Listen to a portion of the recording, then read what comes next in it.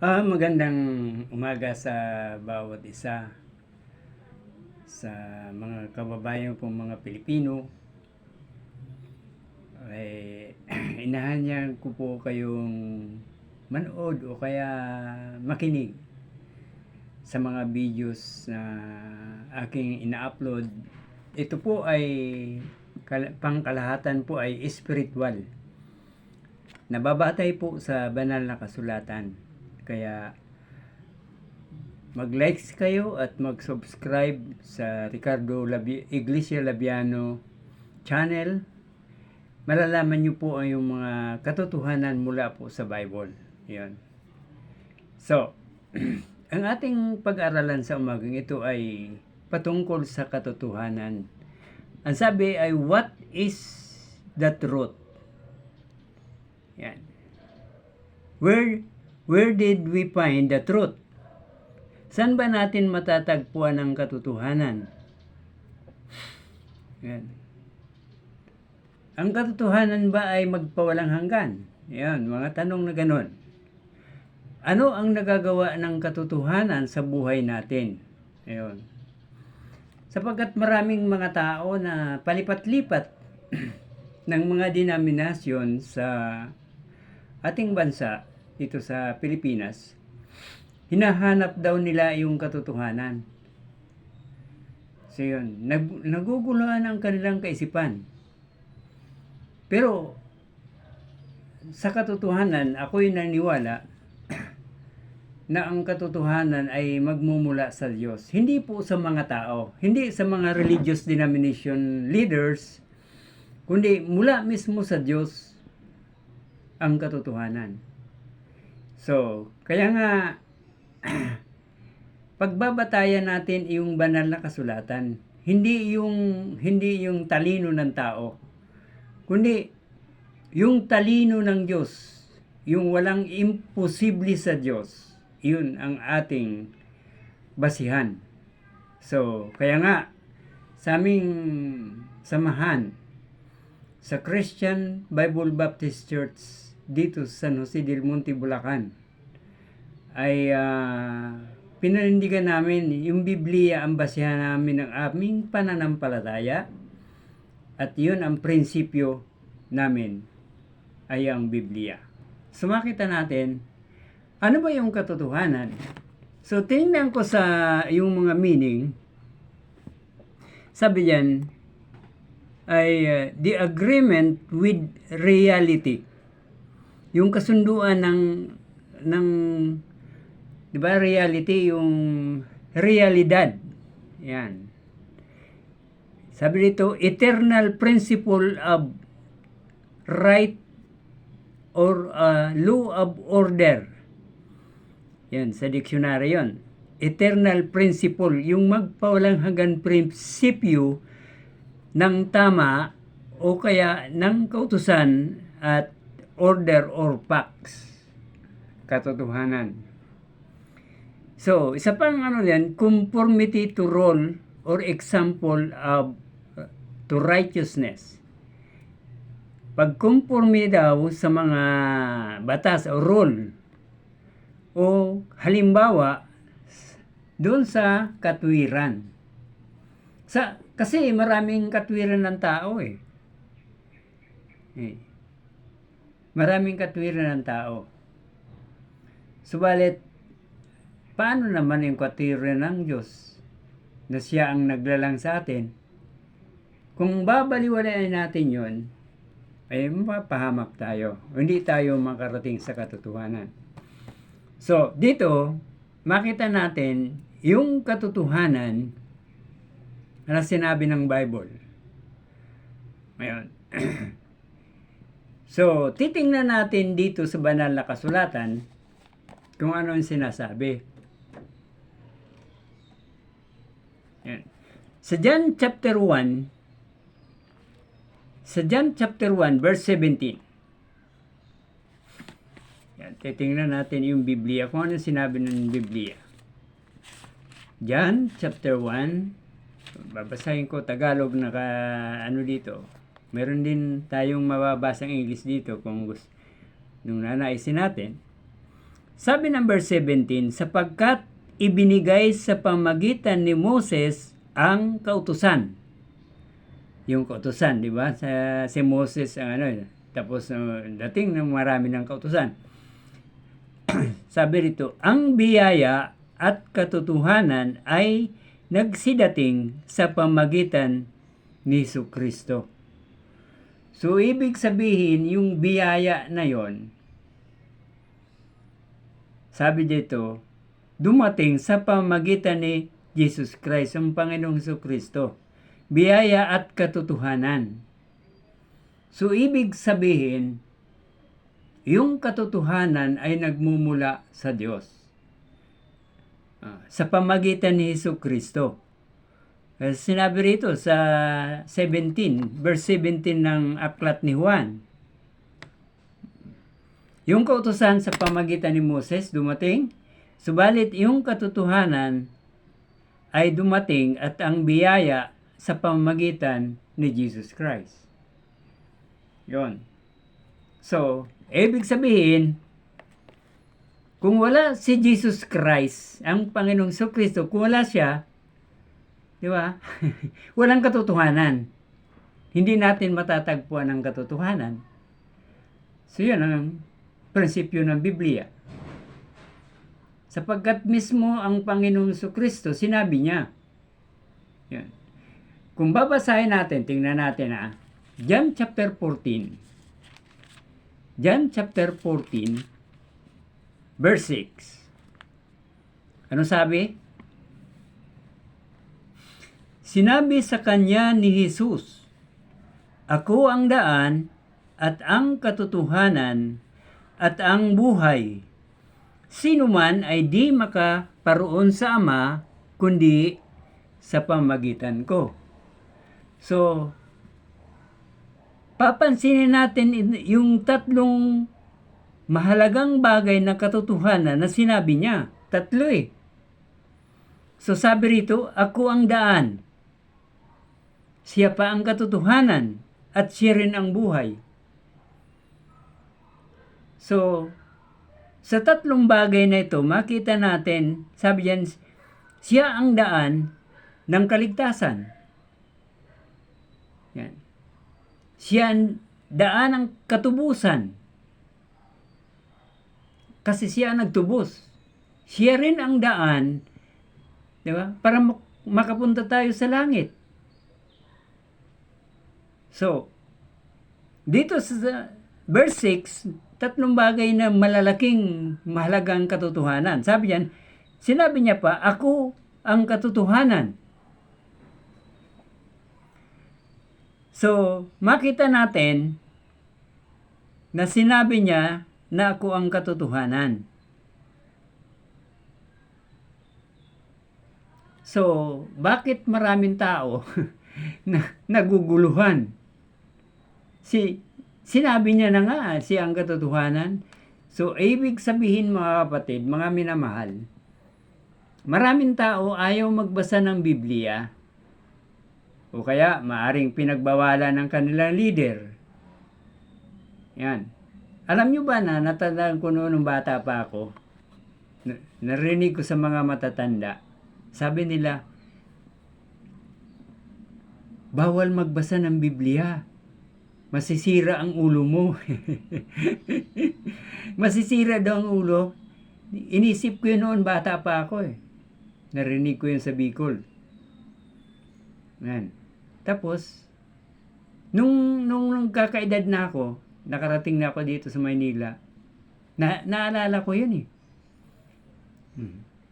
Tapos mayroong nagbigay sa akin ng Bibliang maliit, yung pocket size. Binabasa ko yun.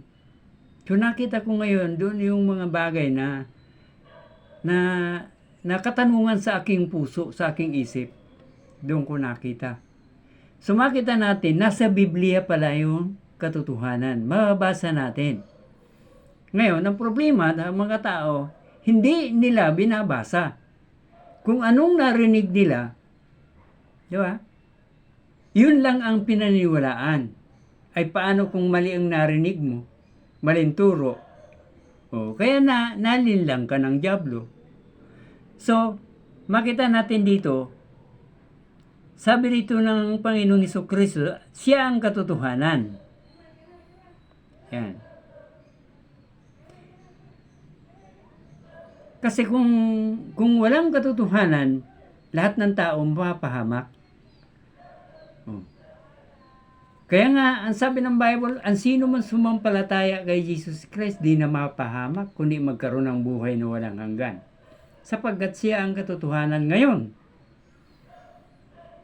Maraming mga pilosopo rito sa mundo.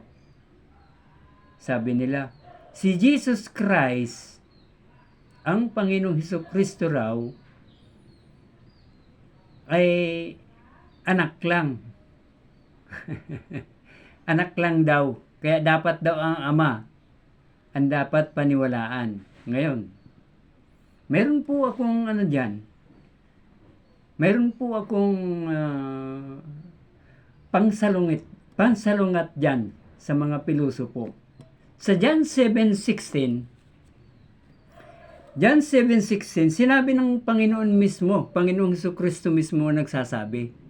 Ang sabi niya, doon sa John 7:16, hindi na natin buklatin kasi medyo kabisado na ko, ang tawag yan, kabisado ko na po. Yan. Sa John 7:16, sabi niya, my doctrine is not mine, but His that sent me. Sinabi niya yon. Sa Tagalog, ang aking katuruan ay hindi akin, kundi doon sa nagsugo sa akin. Yun, napakaliwanag, no? So, ibig sabihin, yung kanyang mga turo galing sa Ama. Kasi sinugo siya dito sa lupa upang ang katotohanan maipahayag sa mga tao upang makabalik ang tao sa Diyos. Magkaroon ng relasyon sa Diyos. Kasi ang tao humiwalay sa Diyos na kanyang manlalalang. Nakuha niyo po? Yun. So makita natin, ano pa ang isang malaking katotohanan? Sabi ng Panginoong Hesus, ako ang daan, ako ang katotohanan, ako ang buhay. Yan. Ako ang buhay. Sa John chapter 1, pag binasa natin yon, sa John chapter 1, diba? Nandoon si Jesus Christ. Ang sabi ng 1:1 ng sinulat ni John, in the beginning was the Word, and the Word was with God, and the Word was God. Pansinin natin yung pagkasulat. Sa pasimula pa raw ay naroon na ang salita. Ang salita ay sumasa Diyos, at ang salita ay Diyos. Sino yung salita? Si Jesus Christ. Yan. Kasi, bakit ko nasabi siya ang salita? Kasi pagdating doon sa verse 14, ang sabi ng Bible, yung salita ng Diyos naging tao. Sabi ni John, naging tao at tumahan sa gitna namin at nakita namin ang kanyang kaluwalhatian katulad ng kaluwalhatian ng bugtong na Ama na puspos ng biyaya at katotohanan. Ang sabi ng verse 14 na yun, sabi, puspos ng biyaya at katotohanan. Ngayon, sa ating bansa, marinig natin ang panalangin. Panalangin gawa ng tao. Ano sabi? Hail Mary, full of grace. Di ba? Hail Mary, full of grace, the Lord is with thee. Di ba? Ang full of grace, mga kapatid, mga minamahal kong mga kababayan, ay ang Diyos po ang full of grace and truth. Sinabi rito sa 14, John chapter 1 verse 14. Diba? Puspos ng biyaya at katotohanan. Ang Diyos lang. Hindi pwedeng tao. Kasi ang tao, biniyayaan lang ang tao. Diba? Ang sabi ng Bible, Ephesians chapter 2 verse 8, sa biyaya kayong mga ligtas sa pamagitan ng pananampalataya, hindi sa inyong mga gawa, upang ang sinuman ay hindi magmamapuri o magyayabang. Sapagkat pag ang tao maakyat sa langit, sa kanilang sariling kaparaanan, mayabang yun. Sasabihin niya sa Diyos, di ba? Ano sasabihin? Halimbawa, tanungin, paano ka nakarating dito? Gumawa ko ng mabuti. Di ba? Nakita mo, Panginoon, yung mga building na yan, ako nagpagawa niyan, yung mga mahirap na yan, pinagawa ko ng mga pabahayan. Kaya ligtas ako.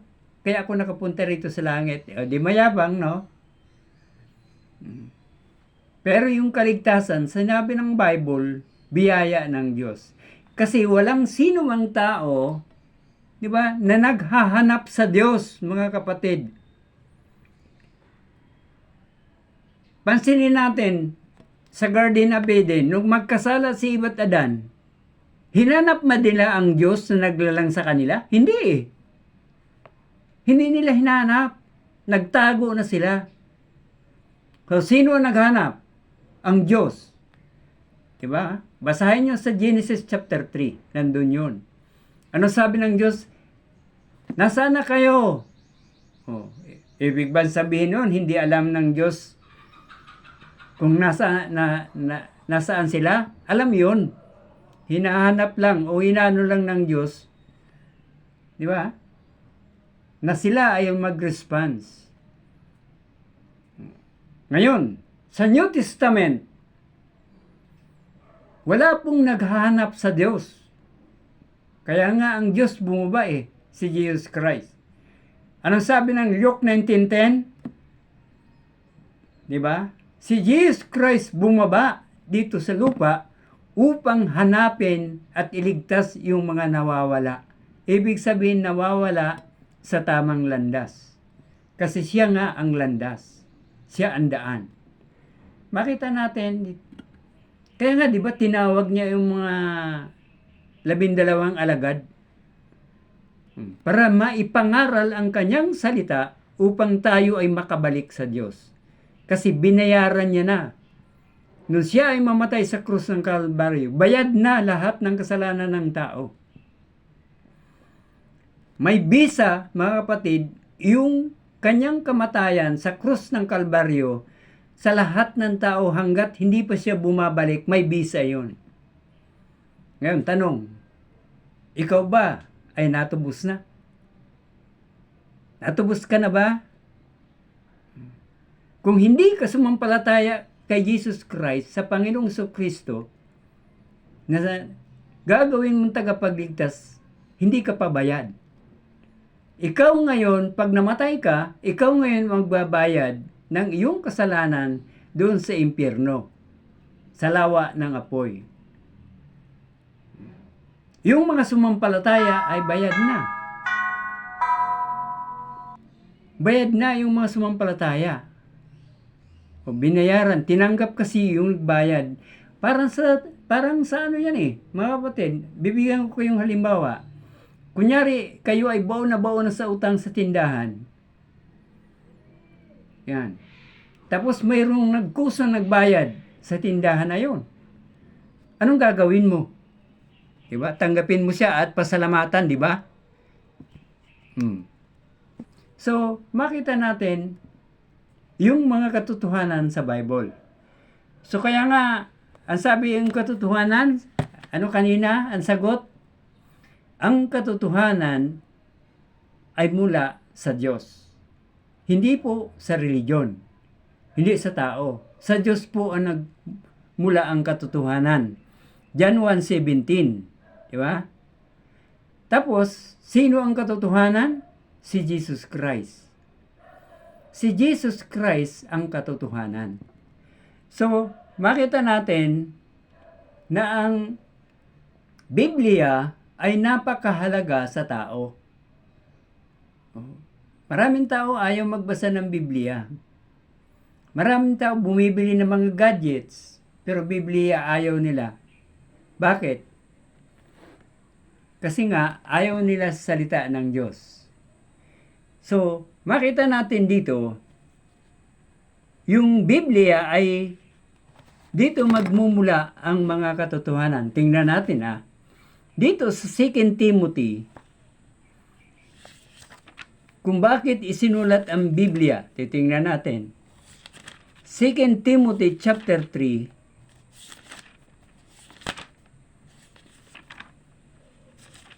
verse 16.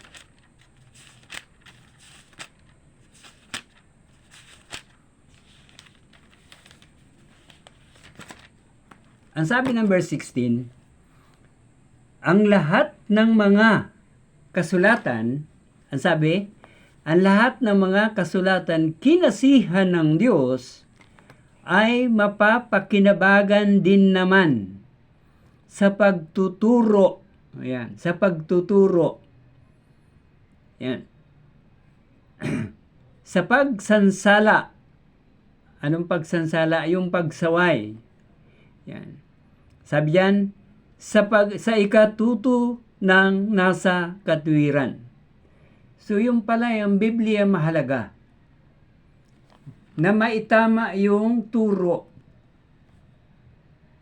Halimbawa, maraming tradisyon, di ba? Sa Pilipinas, maraming tradisyon. Yan. Kapag yun sinusunod mo, mali yun. Di ba? Kasi ang Diyos ang may hawak. Yun. So kaya rito sabi yan, yung magagamit daw sa pagtuturo, sa pagsasaway ng maling turo. Yan. So makita natin, yung Bible napakahalaga sa tao. Kaya nga sabi ni Jesus Christ, John chapter 5 verse 39. Verse 39 sabi, saliksikin ninyo ang banal na kasulatan sapagkat sabi doon na iniisip nyo nandoon ang buhay na walang hanggan at iyon ay nagpatutuo tungkol sa akin. So makita natin, ang utos niya may kalakip na pakinabang, mga kapatid. Bakit? Sabi, saliksikin ninyo sapagkat iniisip nyo nandoon ang buhay na walang hanggan. Yun sa banal na kasulatan, isinulat. Tapos, yung nagpatuto tungkol sa kanya. Mababasa mo kung sino siya, kung saan, bago ang daigdig, kung nasaan siya, mababasa mo yun sa Bible. Diba? Lahat ng bagay na mapakinabangan ng tao, mababasa natin sa Bible. Halimbawa, ikaw ay land grabber. Meron sa Bible na wag mong anuhin yung muhon. Diba? Wag mong tanggalin ang muhon na yung tanda ng mga ninuno. Diba? Wag mong pag-interesan ang mga bagay na hindi sa'yo. Sa Bible natin yun mababasa. So makita natin, yung katotohanan ay nakasulat sa Bible. Kasi ang Diyos ang gumawa. Ipinasulat lang, mga kapatid, sa tao. Kasi maraming tao, Bible niya, sinulat lang ng tao yan. Ngayon, tanong, bakit isinulat ng tao? 2 Peter chapter 1, verse 21. Ito yung sagot. 2 Peter chapter 1, verse 21. Ang sabi ng verse 21, sapagkat hindi sa kalooban ng tao dumating ang mga hula kailanman. Ang sabi rito, di ba sa Old Testament mga hula, saka dito sa Revelation, mga prophecy yan. Pag sinabing prophecy sa Tagalog, mga hula na hindi pa nagaganap. Sabi yan, ang ibang mga hula nagaganap na o naganap na. Hindi dumating ang mga hula kailanman, kundi ang mga tao ay nagsalita buhat sa Diyos na naudyukan ng Espiritu Santo. Kaya nga, ang Bible, isinulat yan dahil naudyukan, ibig sabihin, kinilos sila ng Diyos para isulat yung banal na kasulatan na gusto ng Diyos na ipaalam sa tao. Yan. Ay, excuse me. Para bang, mga kapatid, ah, para bang secretary yung mga sumulat ng Bible. Di ba yung secretary? Ano sasabihin ng boss? O, isulat mo ito, gawin mo ito eh. Di ba yung boss ang nagano? Oh. Kalooban ng boss niya ang sinusulat ng secretary para ipapadala doon sa mga kumpanyang iniimbitahan nila. Ganun lang yun. Kaya ang purpose ng Diyos ay napakahalaga. So, dito, makikita natin, kanina sabihin katotohanan si Jesus Christ, di ba? Ngayon, yung bang katotohanan ay panandalian lang? Ngayon. Ang katotohanan po ay eternal yon.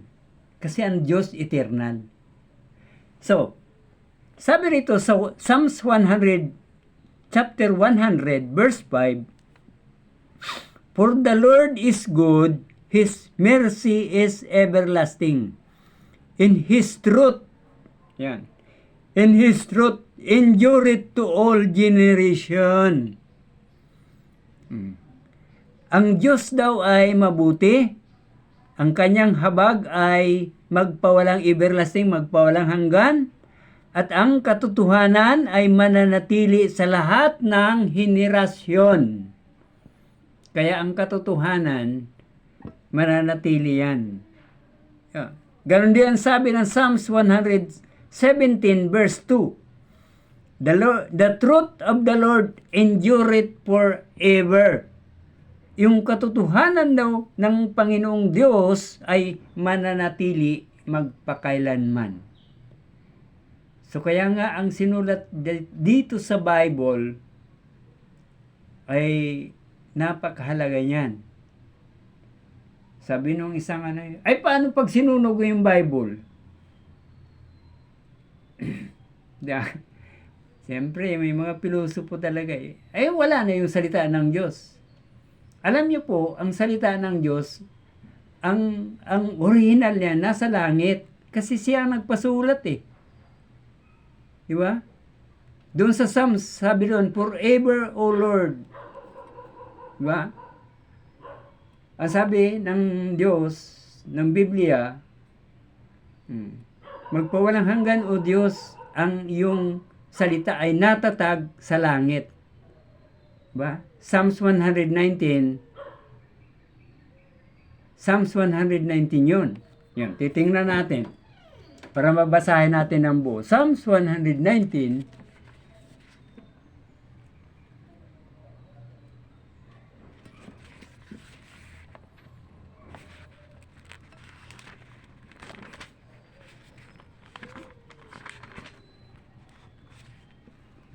Psalms 119.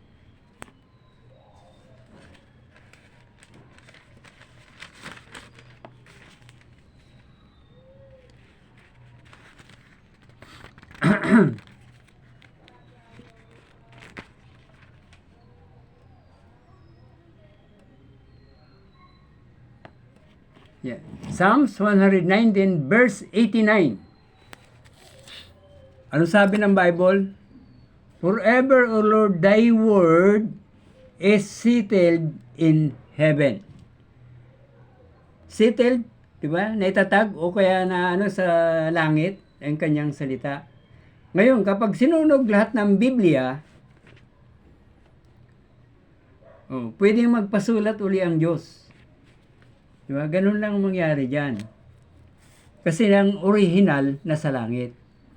So makita natin, yung katotohanan ay magpawalang hanggan. Yan. Kaya nga, lahat ng commandments ng Panginoon, di ba, sabi ng Bible, walang hanggan yun. Kaya nga, sabi ni Haring Solomon, Ecclesiastes chapter 12, ba? Ecclesiastes chapter 12 verse 13, let us hear the conclusion, fear God and keep His commandments, for this is the whole duty of men. Matakot daw tayo sa Diyos. sundin ang kanyang mga utos, sapagkat ito ang buong katungkulan ng tao. Sino sumulat niyan? Si Haring Solomon. Kasi marami siyang pagkakamali. Kaya nga ang ginawa niya, lahat ng mga bagay daw ay walang kabuluhan kung hindi mo susundin ang Diyos. So makita natin, ano ba yung nasasagot na natin? Diba, ang katotohanan, ang Diyos, sa nagsimula ang katotohanan, hindi sa tao, kundi sa Diyos din. Sino ang katotohanan? Si Jesus Christ. Yun. Ang katotohanan ba ay panandalian? Hindi. Magpawalang hanggan. Ngayon, sa panghuli natin, ano ba ang nagagawa ng katotohanan sa buhay ng isang tao? Sa English, what the truth do to us? Ano ba ang nagagawa ng katotohanan sa isang tao? Ang sabi ng John chapter 8, tingnan natin yung Biblia. John chapter 8, verse 31.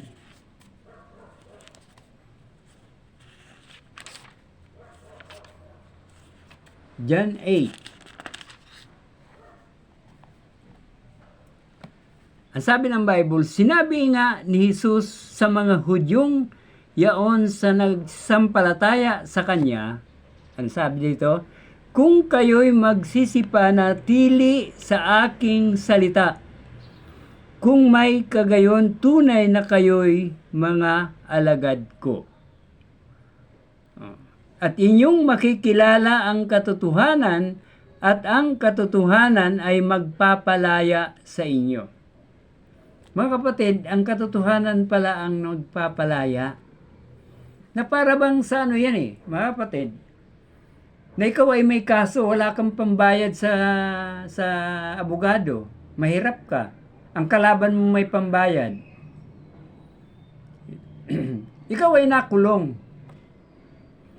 Subalit sa tagal ng panahon, mayroon tao na nakonsensya, tinulungan ka.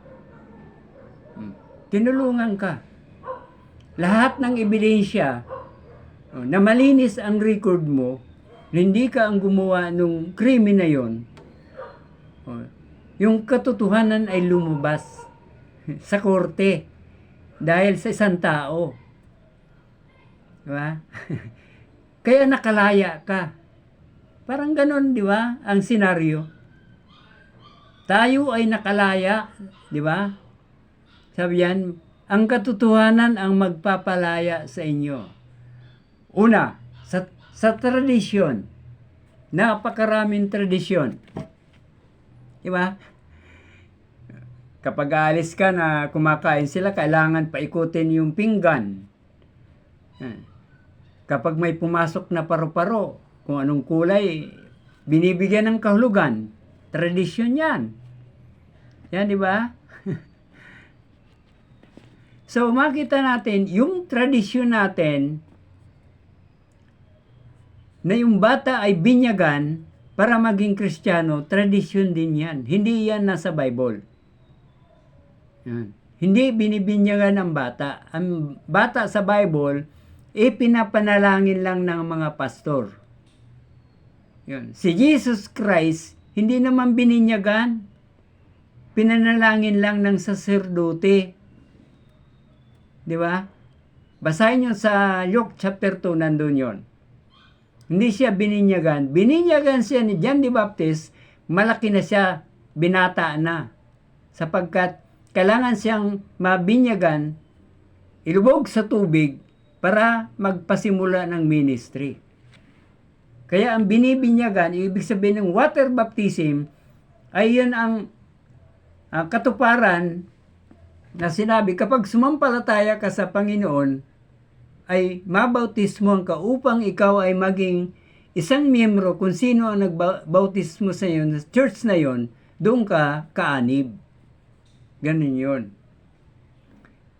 Kasi sinabi ni Jesus Christ yun doon sa Matthew 28, humayo kayo. Ipangaral nyo ang salita. Ang sino mang sumampalataya, bautismo mo sila sa pangalan ng Ama, Anak at Espiritu. Yun. So, unti-unti tayong nakakalaya doon sa tradisyon at sa mga kasalanan. Sapagkat malalaman natin yung katotohanan. Halimbawa, pagsisinungaling. Pinagbawal ng Diyos. Di ba? Pangamkam. Ayaw ng Diyos. Ngayon, ang sinabi ng Panginoon, kung kayo magsipanatili sa aking salita. Ngayon, kung ayaw nyo magsipanatili sa Kanya, hindi ka disipulo. Hindi ka tagasunod. Naniwala ka lang. Ngayon, pagdating ng takdang panahon, kung hindi totoo ang iyong pananampalataya, pupunta ka rin ng impyerno. Ganon lang kasimple yun. Kasi sabi niya, magpatuloy ka sa kanyang salita. Tulad ng mga alagad, ng mga apostol. Hanggang sila ay mamatay, nagpatuloy silang sumunod sa Diyos. Ang Kristiyano po ay walang retirement. Di tulad ng trabaho natin, may retirement tayo. So, ganyan ang Christianism.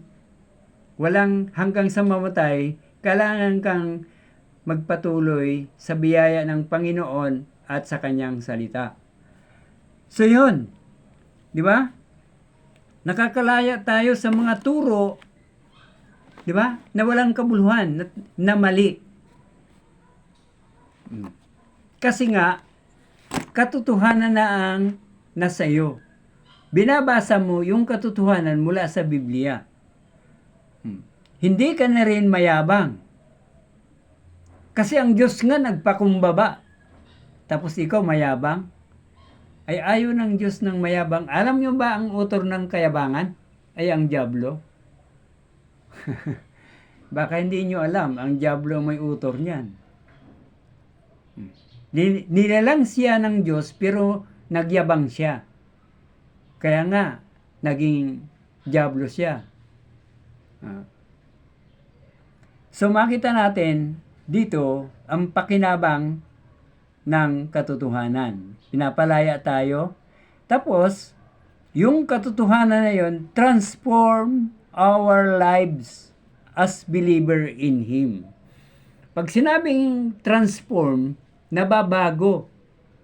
Nababago yung buhay. Nababago yung buhay.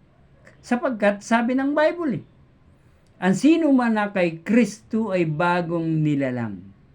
Tulad ko noon, lasinggero ako. Di alam ng magulang ko, lasinggero ako. Dahil nag-aaral, siyempre, malayo sa pamilya. Pero, nung ako'y manampalataya sa Panginoong Hesus, tinanggap ko siya, unti-unting nalis yun. Diba? Nagbabago ang aking pananaw kasi ang alak ay walang may dudulot na maganda sa atin. Ay sinabi ng Bible, diba? Sa Proverbs chapter 20 nandoon, ang alak ay mandaraya. Dadayain ka ng alak. Sabi nga ng isang pastor na narinig ko, sabi daw ng alak, habang umiinom, sabi daw ng alak doon sa manginginom, unti-unti kitang papatayin. Sabi daw yun daw ang sabi ng alak, sabi ng pastor na yon. Kasi nga, di ba? Yung paglulong ka na sa alak, ano mangyayari sa iyo? Magkakaroon ka ng sakit sa atay, sa baga, di ba? Yun ang nangyari sa akin noon. So, makita natin dito, transform our lives. Nababago ang buhay natin. Sa halip na 70 plus ang edad mo, 50 lang, dahil sa marami kang bisyo, wala na. 50 lang. Ikaw ang pumutol ng ilang bahagi ng buhay mo. So, makita natin yung nagagawa ng katotohanan sa buhay ng isang tao. ang tao, kapag mananampalataya ng Panginoon ay nagiging mapagpakumbaba, di ba? Ipinapanalangin ang kanyang kaaway. Kasi kung wala ka ng pag-ibig ng Diyos sa iyong puso, kung hindi ka mananampalataya, hindi mo maipapanalangin ang kaaway. Dahil ang kaaway, gusto mo nga tirisin, di ba? So makita natin yung nagagawa ng katotohanan sa buhay ng isang tao. Hanggang sa, kasi ang plano nga ng Diyos sa bawat anak niya, mga sumampalataya sa Panginoong Kristo, di ba, pagdating ng panahon, na alam nyo ba yung word na salvation? Yan. I-explain ko po sa inyo yung tatlong uri ng kaligtasan. Unang-una po, mga minamahal, ay ang kaligtasan nating unang-una, yung kaligtasan natin doon sa kabayaran ng kasalanan sa impyerno. Nung tayo ay sumampalataya, kung kayo ay sumampalataya sa Panginoong Hesus, ligtas na kayo doon sa dagat-dagatang apoy. Yung pangalawa pong kaligtasan ay ang salvation from the power of sin. Yan. From the power of sin. Kaligtasan natin doon sa kapangyarihan ng kasalanan. Sapagkat ang kapangyarihan ng kasalanan ay sa diablo yun. Siya ang utor niyang kasalanan. Paano yan nangyari? Sa unti-unti nating pagsunod sa Diyos, sa Kanyang salita, nalilinis ang ating puso. Kasi yung puso natin, yung kalooban natin, pumapasok ang salita ng Diyos sa buhay natin at ang ugali natin unti-unti ay nawawala din. Tulad yan, mga kapatid, sa isang baso na tubig. Subukan mong lagyan ng bato. Yan. Ano yung mapapansin mo? 'Di ba yung baso ay umaapaw yung tubig. Ayan. Lagyan mo uli ng bato. Yan. Mayroon na naman mababawas na tubig. Yan. Subukan mong lagyan ng bato, mababawas ang tubig at unti na lang ang natitira. Ganon ang buhay ng isang Kristiyano. Habang nag-aaral, nagsasaliksik ng Biblia, unti-unti ang kanyang buhay ay naaayos. Kasi yung salita ng Diyos sa kanyang puso, sa kanyang buhay, yun ang sumasangga doon sa kasalanan. Kumbaga yung kasalanan, pag sa buhay ng isang mananampalataya, tumatalbog lang. Kasi may dipinsa ang Diyos, ang kanyang salita. Di ba nang tinukso ang Panginoong Hesus sa Matthew chapter 4? Anong sabi ng Panginoon? Gutom na gutom siya. Anong sabi ng diablo? Kung ikaw ay anak ng Diyos, gawin mong tinapay ang batong ito. Anong sagot ng Panginoong Jesucristo? Ayon sa nasusulat. Yan. Hindi lang sa tinapay na bubuhay ang tao, kundi sa bawat salita na namumutawi sa bibig ng Diyos. Yan. Ang tinukso naman siya tungkol dun sa magpatihulog ka, kasi ang Diyos ay bibigyan ka ng anghel na mag-ano sa iyo. Ano sabi ng Panginoon Jesucristo? Yan. Ano sabi? Ayon sa nasusulat, huwag mong tuksuhin ang Diyos. Di ba? Ano pa tukso ng diablo? Yun. Nakikita mo ba lahat yan? Sabi ng diablo sa Panginoong Jesucristo.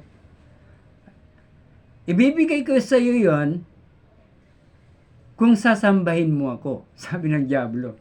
Ano sabi ng Panginoong Jesucristo? Ayon sa nasusulat, ang Diyos lang ang iyong sambahin at iyong paglilingkuran. Iniwan siya ng diablo. So, ibig sabihin, salita ng Diyos ang ginamit ng Panginoong Hesukristo. Lumayas ang diablo eh. Tapos na doon. Diba? Chapter 4 yan, maano natin yon kung basahin nyo. Pinaglingkuran siya ng mga anghel. So, makita natin, napakahalaga ng salita ng Diyos. Kaya nga, sa buhay na ito, kung wala kang salita ng Diyos, puro na lang kasalanan ang gagawin mo eh. Tingnan mo mga tao ngayon. Puro paninira ang ginagawa. Sasabihin, bangag, magnanakaw, wala namang katibayan. Makahusga lang. Mga kapatid, ayon sa Romans chapter 14, huwag kayong humusga. Sapagkat may Diyos na husga sa inyo. Lahat ng ating mga ginagawa, mga kapatid, mga minamahal, ng mga kababayan dito sa aming bansa, ay makapanood sa bidyong ito. Lahat ng sinalita natin masama o mabuti yan, haharap tayo sa Diyos, huhukuman yan ng Diyos. Lahat ng ginawa natin. Nandun yan sa Romans chapter 14. Ba? Verse 10. Ganun din sa ibang aklat, mayroon din. Kaya nga, hatol kayo ng hatol. Wala naman kayong katibayan. Lahat ng sinalita, Matthew chapter 12, verse 36, lahat ng sinalita natin ay haharap tayo sa Diyos. Si Jesus Christ ang judge. So makita natin, yung katotohanan ay mahalaga. Kung hindi mo pa natagpuan ang katotohanan sa oras na ito, kung kayo ay makapanood ng video ito, ang katotohanan po ay mula sa Diyos. Si Jesus Christ ang katotohanan. Ang katotohanan ay salita ng Diyos. Tingnan nyo, sa John 17, verse 17, yung salita ng Diyos ay katotohanan. Ang sabi rito, 17 verse 17, sabi rito ni Jesus Christ, si Jesus Christ ang nagsasalita rito eh. Sabi ng Panginoong Hesus, pakabanalin mo sila sa katotohanan. Ang salita mo'y katotohanan. Pansinin natin. Kasi nanalangin si Jesus Christ dito sa John 17 na ang mga anak ng Diyos, mga mananampalataya ay magkaisa. Kung paano silang dalawa ay iisa, kailangan ang mga mananampalataya magkaisa din. Yun ang panalangin dito ni Jesus Christ. At ingatan, yan, sabi rito nga sa 11, at wala na ako sa sanlibutan, at ang mga ito ay nasa sanlibutan, at ako'y paririyan sa iyo. Yan, Amang banal, ingatan mo sila sa iyong pangalan, yaong mga binigay mo sa akin, upang sila ay maging isa na gaya naman natin. So makita natin yung mga katotohanan na yun. Ibig sabihin, isang damdamin, isang pananampalataya. Diba? Yung pananampalataya, mga kapatid, mga minamahal, ay nanggaling sa Diyos kapag ikaw ay naniwala sa Kanyang salita. Sapagkat ayon doon sa Romans 10:17, anong sabi? Faith cometh by hearing, and hearing by the word of God. Kung kayo ay may pananampalataya na hindi sa pakikinig ng salita ng Diyos, hindi yan totoo. Lahat ng tao may pananampalataya, pero kailangan makita natin yung katotohanan ayon dito. Kasi tingnan mo mga tribo, lahat ng mga tao, mayroon din silang act of worship. Di ba? Mayroon silang gustong sambahin. Di ba? May mga anito. So, ibig sabihin, mayroon silang pananampalataya. Ngayon, kailangan maitama. Kasi yung pananampalataya ay binibigay yan ng Diyos sa mga tao na lumalapit sa Kanya. Sa Romans chapter 12, nandun yan, verse 3. Binibigay ng Diyos ang sukat ng pananampalataya sa bawat isa na lumalapit o nananampalataya sa Panginoong Jesucristo. Kasi si Jesus Christ yung author ng pananampalataya. Diba? Hebrews chapter 12 verse 2. Sabi doon, looking unto Jesus, the author and finisher of our faith. Looking. Kailangan nakaano ka kay Jesus Christ. Siya ang author ng pananampalataya. Yan. Ngayon, kung hindi ka sumampalataya sa Kanya, ang pananampalataya mo ay fake. Diba? Fake ang pananampalataya mo. So makita natin, ang katotohanan ay mula sa Diyos. So sana maliwanag po sa inyo. At salamat sa Panginoon. Pagpalain nawa tayo ng na may likha sa atin. So tayo ay manalangin. Dakilang Diyos na Amang Banal, salamat po Panginoon sa pagkakataon makapag-aral kami. Dalangin ko po na sa mga makapanood ng video ito, kayo po ang humipo sa kanilang puso upang sila ay magkaroon ng tunay na pananampalataya na nagmumula sa inyo. Salamat din Panginoon sa iyong biyayang ito. Alam ko na pinagkaloob mo lamang ito sa biyaya sa akin upang may turo ko rin sa pamagitan ng video ito. At pinupuri kita at pinasalamatan sa lahat ng biyayang patuloy yung pinagkaloob. Maraming salamat po. Kayo po ang magpala sa video ito sa mga iba pang mga videos na aking ina-upload. Kayo po ang magbigay ng tao na manood upang at ikaw rin po ang magbigay ng kaunawaan sa kanila. Muli, maraming salamat. Binabalik ko po ang kapurihan, kaluwalhati at parangal sa pangalan ng iyong bugtong na anak na aking tagapagligtas na Panginoong Hesus. Amen.